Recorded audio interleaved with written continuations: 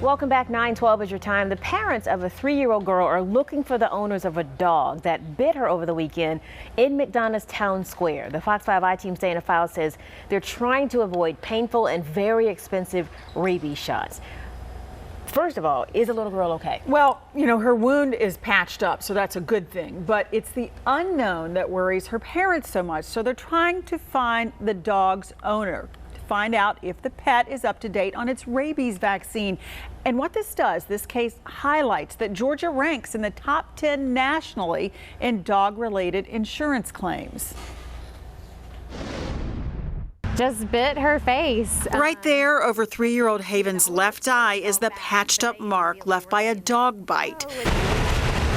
The Henning family was in the Main Street McDonough district Sunday eating ice cream. The dog's tail was dyed blue, so of course it caught her eye, and she asked to go pet the dog. At this bench sat 2 ladies, they say, with a small dog. And I said, okay, we have to ask before we touch the dog. They got the go-ahead, Mom tells me, that the dog was friendly. So she's petting the dog for a few minutes, and then everything was fine? Yes, no aggression whatsoever. She even grabs my hand. She wants me to touch the dog because it's so soft. But what happens next makes Little Haven part of a growing statistic: rising dog bite claims. According to State Farm Insurance, Georgia ranks 8th in the nation with more than $4 million in dog-related claims. Children are more than 50% of those claims. So all she was doing was going to pet it one last time, and that's when it lunged for her face. And it was a lunge?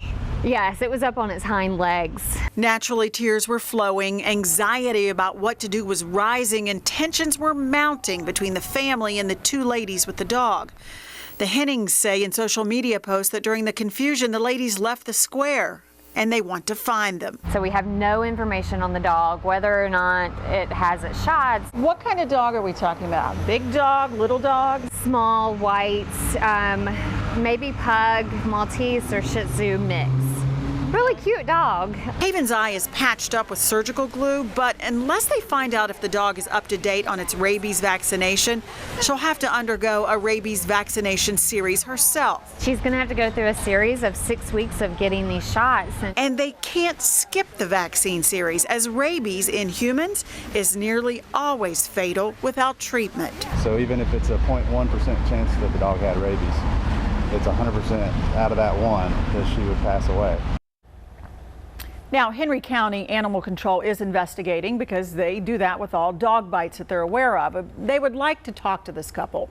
It's 2 African-American women, one with long braid, maybe dreadlocks, who own a small white dog whose tail, at least over the weekend, they are told, was dyed blue. It's a groomed dog, well taken care of, presumably.